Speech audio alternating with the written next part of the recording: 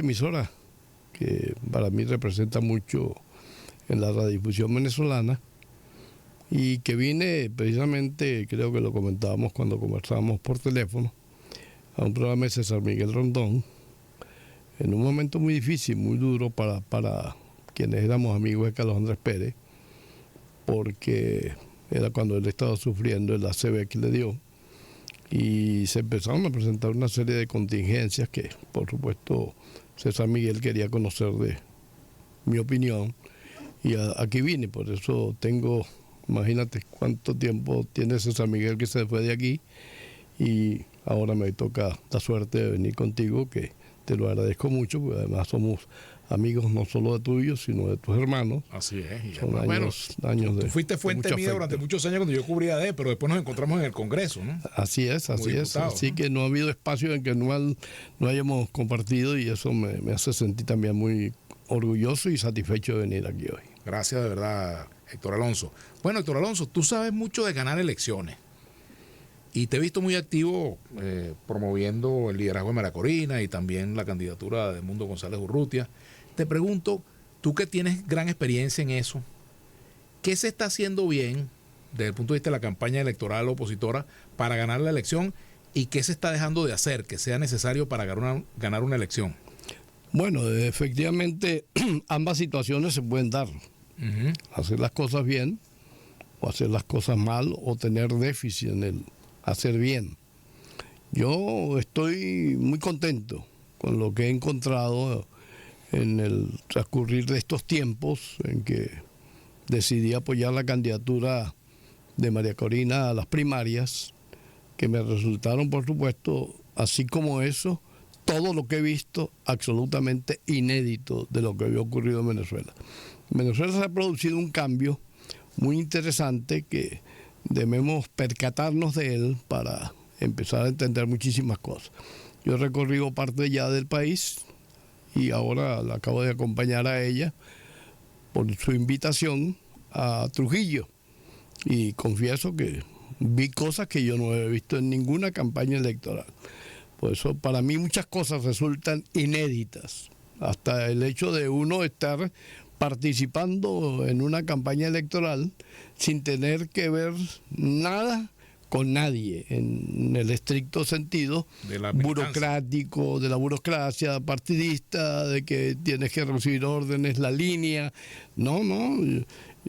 Cuando yo conversé con ella, una de las cosas que más me agradó es, bueno, Héctor Alonso, lo que tú quieras hacer para esta causa será bienvenido. Y es lo que estoy haciendo. Lo que yo creo conveniente hacer, me recorro el país con mis amigos, con la gente que conozco, por supuesto, les llamo y les digo, bueno, ¿están dispuestos a recibirme? Sí, vénganse para acá.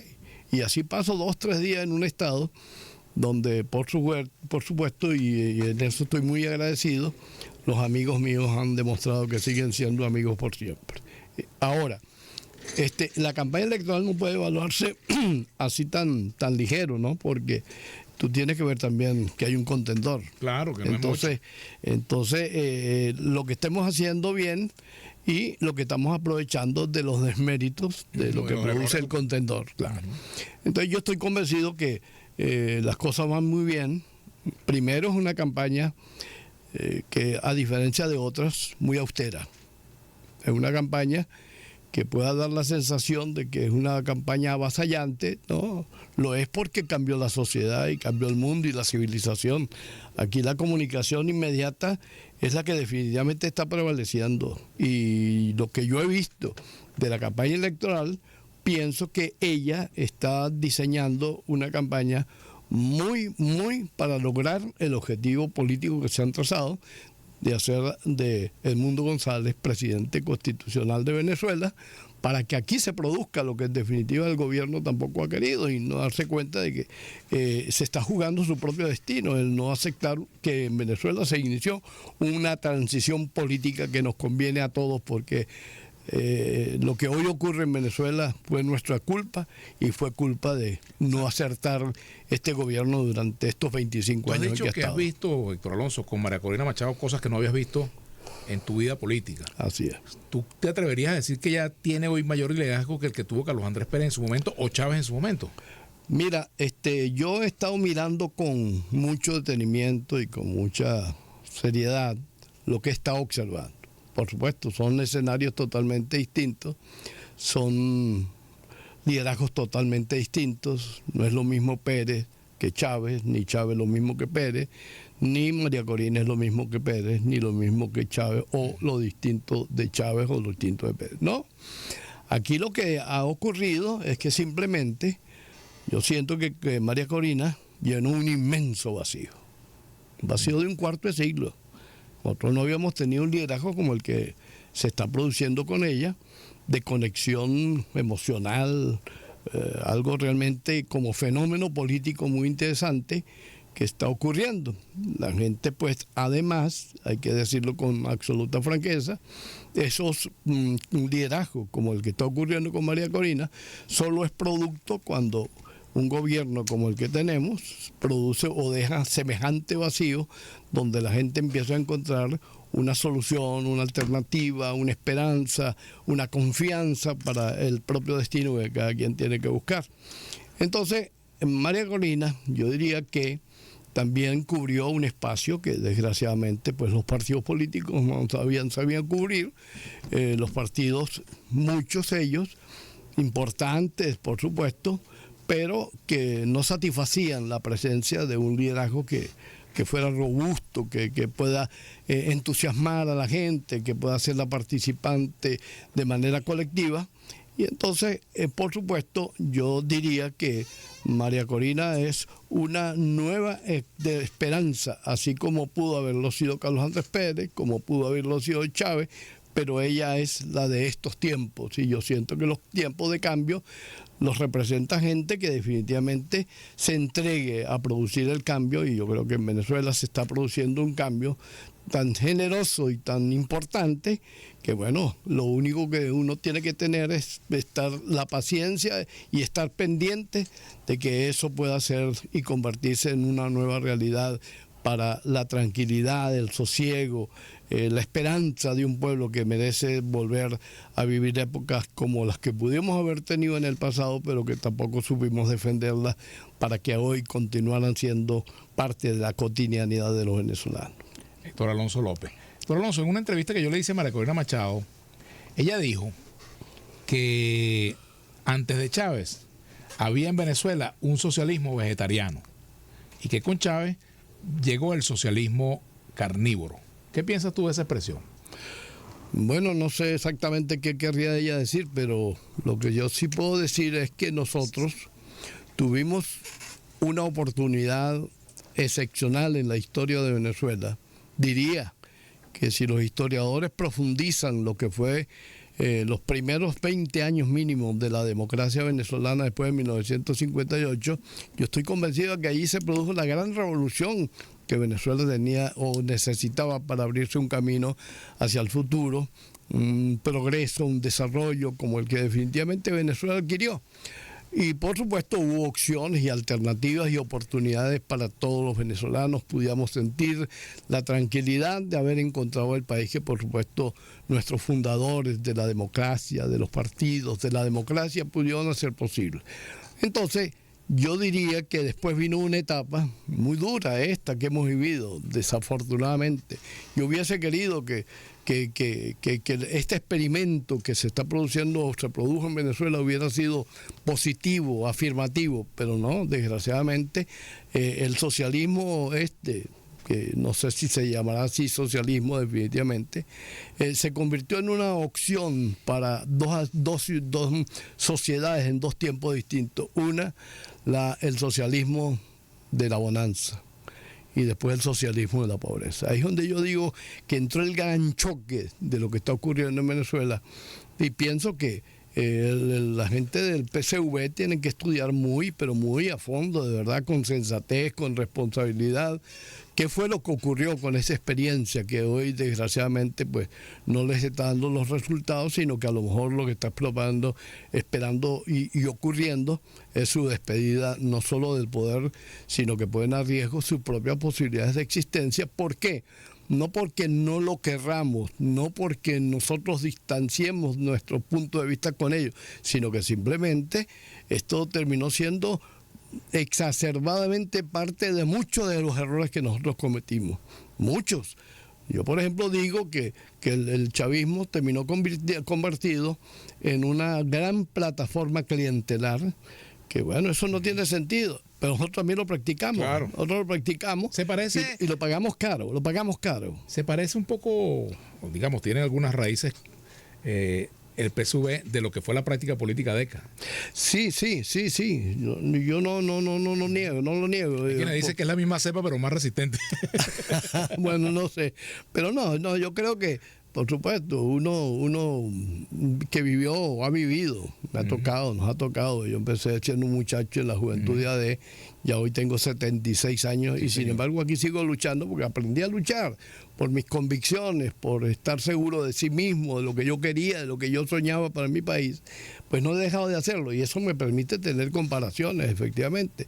Nosotros tuvimos una sociedad, un gobierno nuestro, donde a veces cometíamos los gravísimos errores de creer que los problemas se arreglaban a regalazos, porque nosotros teníamos petróleo. Claro. Y esto lo siguen teniendo también igual como nosotros los tuvimos. Y el petróleo, no sé si es verdad que es nuestra maldición, si a la hora de la verdad analizamos a fondo los problemas, pero es el facilismo que produce el petróleo, Bueno, el dinero. Domingo Loreto lo llamó, creo que fue Pérez Alfonso, lo llamó el excremento del diablo. No, lo llamó Juan Pablo Pérez Alfonso. Sí, él no lo advirtió, a lo mejor no nos dimos cuenta. Y bueno, y de las advertencias, yo creo que hay una cosa que yo no puedo dejar de decir en este momento, que nosotros teníamos que haber hecho lo que Miguel Rodríguez nos dijo, y se lo dijo a Carlos Andrés Pérez. Carlos Andrés se lo pidió que lo hiciera a través de una ley que el Congreso de la República no lo aprobó. Como era crear el fondo donde teníamos que tener la alcancía para el futuro. Bueno, no lo hicieron, no lo permitieron. Y ahí está el ejemplo de los noruegos. Noruega tiene para esta y yo no sé cuántas generaciones tendrán más del futuro asegurado, porque ellos fueron capaces de tener reservas de fondos que el petróleo no lo permitiera o no lo permitieron. Bueno, aquí llegó un momento en que cuando yo recuerdo con el primer gobierno de Carlos Andrés Pérez, uno de los problemas fundamentales que teníamos era que todos los planes de la gran Venezuela que Carlos Andrés Pérez quería hacer tenían un déficit muy grave como venezolano, que era la ausencia de capital humano. No habíamos formado la Venezuela que queríamos construir, pero que sin hombres y mujeres formados, profesionales, bueno, no se podía hacer. Y ahí eso generó el plan de beca Gran Mariscal de Ayacucho. Esa fue la razón. Y ahí era donde había que invertir en formación de recursos humanos. Por supuesto, después en el desarrollo de la democracia se fue abriendo oportunidades universitarias para estudiar, para formarse. Y bueno, y ahí está, y ahora se van esos muchachos producto de esta diáspora que se ha producido. Bueno, ojalá muchos de esos, sin invertir nosotros dinero como venezolanos, puedan regresar, porque ya esa inversión se había hecho antes. Héctor Alonso, antes de pasar a temas de mayor actualidad, me gustaría saber, ¿cuándo fue tu última conversación con Carlos Andrés Pérez? Y si se puede saber los temas tratados en esa conversación. Sí, bueno, yo tuve varias conversaciones con él, aunque fui a visitarlo solamente 2 veces a Miami, donde ya estaba viviendo en Miami, antes de enfermarse y después de enfermo. Tuve muchísimas conversaciones. Y dentro de los temas, bueno, son variados, ¿no? Pero yo diría que uno de los que más me gustó de esa conversación fue que yo le dije: mire, presidente, uno de los dramas que hemos vivido nosotros los venezolanos y nosotros los adecos en especial, es que estamos viendo que la generación de ustedes ha monopolizado la vida del país durante tantos años, que no van a abrir espacio, ni no están abriendo espacio para que vengan otras generaciones. Y a mí me preocupa eso, presidente, porque los países se construyen con la sucesión de las generaciones. Bueno, y me dijo, bueno, yo lo he dicho por ahí, tú lo sabes muy bien, que yo no le obstaculicé el paso a los jóvenes, pero no dejo de reconocer que no hice mucho esfuerzo para abrir las puertas que otros cerraban. Y es verdad, Entonces, yo creo que el tema generacional fue muy importante. Él después lo reconoció públicamente que se habían prolongado su generación demasiado en la conducción del país y por lo tanto habían cercenado prácticamente el paso de otros. Una vez también, por cierto, asociando una u otra conversación, una vez, la única vez que yo fui a Miraflores a conversar con Jaime Lucinchi, hablamos de ese tema. Y me dijo, Héctor Alonso, yo te garantizo que yo seré el último presidente de mi generación. Y no fue así. No fue así. Después Carlos Andrés Pérez y Octavio Lepage asumieron la responsabilidad de conducir a la candidatura presidencial, pero ya el daño estaba hecho desde el punto de vista de la sucesión de las generaciones. Porque en definitiva el problema no es quién termine siendo, sino que la gente necesita que le refresquen el liderazgo y la posibilidad. Por eso esto lo de María Corina hoy no es otra cosa que también parte del refrescamiento. Es decir, hay unos cuantos que nos sentamos en una silla y no la queremos dejar para más nadie, porque en definitiva creemos que somos dueños y que creemos que somos definitivamente eternos. No, uno lucha hasta el último día que tenga, pero uno no tiene por qué quitarle el espacio que otros merecen, que deben tener la oportunidad de hacerlo. Entonces, bueno, con Carlos Andrés Pérez hablé mucho del caso de Acción Democrática. Yo me preocupé muchísimo después de lo que ocurrió con Chávez. Yo creo que ahí entró un proceso muy grave, porque ya a Chávez le habían dado la oportunidad de utilizar precisamente lo que fue ese grave error histórico que se cometió aquí de pretender sacar del poder a alguien por la fuerza, que ya el chavismo lo había hecho y hoy le pesa. Hoy le pesa, y eso no hay que olvidarlo. La historia hay que escribirla y tenerla presente, porque lo que uno hace hoy cree que a lo mejor se la está comiendo y mañana se lo cobran. Eso ocurrió en el caso del chavismo, con lo que ha sido ahora, que van a tener que someterse definitivamente a la fuerza de lo que son las elecciones, porque si bien es cierto, en estos años han habido elecciones, bueno, la inequidad es total, absoluta, y sabemos cómo se compite. Entonces tienen que correr el telón. O quieren creer en la democracia o definitivamente vamos a seguir sosteniendo, o ellos piensan seguir sosteniendo. ¿Cómo te imaginas tú el tránsito de hoy al 28 de julio, Héctor Alonso? Bueno, no, al 28 de julio, yo lo digo con mucha franqueza, ¿no? Yo estoy muy optimista. Estoy muy optimista. Aún me he llegado a la conclusión de que para que el gobierno, la única manera que el gobierno gane legítimamente es que tenga más votos. Y no, yo estoy convencido que no los tiene, ni los va a tener. ¿Y por qué? Porque simplemente aquí hay un pueblo muy frustrado. Es muy difícil, mire hermano, yo que ahora estoy recorriendo Venezuela, llego a cualquier pueblo, desde Valle de la Pascua, pasando por Hostizo, por Altagracia de Orituco, por San Juan de los Morros, o por Mérida, o por Ejido, por El Vigía, por Valera, por Timote, por donde sea. Y definitivamente eso es la oscuridad, mi hermano. Nadie que esté en la oscuridad permanentemente, como están viviendo esos pueblos, pueden sentir que el gobierno que hay que tener es el mismo que tienen, que los hace sufrir de esta manera. Entonces, yo estoy convencido que aquí esto está resuelto electoralmente. Aritméticamente para mí está resuelto. Pero hay que seguir trabajando y esperar que las cosas se den en los términos que todos estamos aspirando. Mira, lo que yo vi en Trujillo, te lo cuento porque yo creo que es importante, le da fuerza a lo que estoy diciendo. Nosotros esperamos a María Corina al límite con Lara, no con Lara. Y desde ese momento que ella llegó, hasta que llegamos en la noche a Sabaneta Mendoza, eso eran pueblo y pueblo y pueblo y pueblo y pueblo y pueblo y pueblo, saliendo en las calles, pero eso era abarrotado, eran gente. Y llegamos a Sabaneta Mendoza a medianoche, allá ya eran las 7 de la noche. Después que pase el acto, un acto multitudinario, que yo hasta les reclamé a los compañeros de Sabaneta Mendoza, les dije, a mí me da la impresión de que ustedes tenían dudas de su propia fuerza, porque lo hicieron en un sitio incomodísimo, cuando han debido hacerlo en la Avenida Bolívar, donde ella llegó, que había tanta gente como terminó siendo en el MIT. Pero ¿qué es lo importante? Que llegamos a Valera y llegamos a Trujillo. Ese recorrido se hizo. ¿Cuál fue la diferencia? Yo estoy convencido porque es lo que había vivido yo en el pasado. Y puse hasta el ejemplo de Carlos Andrés Pérez. Carlos Andrés Pérez fue candidato presidencial y sacó 107.000 votos en Trujillo. Y ganó allá en Trujillo. Cuando yo vi el mitin de Valera, y cuando había visto ya en la noche anterior el mitin de Sabana Mendoza y vi el de Trujillo, yo digo que imaginariamente, si yo unía todas las manifestaciones populares que hubo a lo largo del recorrido de ella, bueno, esos mitines se quedan pequeños de los que yo pude haber visto algún día. Eso es una cosa multitudinaria. Mientras que el gobierno, que ese mismo día estaba haciendo un mitin, por ejemplo, en Valera, paralelo, a unas 2-3 cuadras de donde estábamos, bueno, que además el mitin de Valera le cambiaron tres veces el sitio de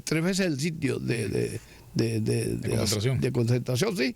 Y sin embargo, yo estoy convencido que ese mitin que hicimos nosotros era superior al del chavismo, que había sido trasladado de todo el Estado, movilizado, y es lo que está ocurriendo en Venezuela. Tenemos que hacer una pausa y vamos a continuar conversando con Héctor Alonso López, dirigente político, exparlamentario, exdirigente de Acción Democrática y dirigente juvenil del siglo pasado, igual que yo. Ay, menos mal que lo digo.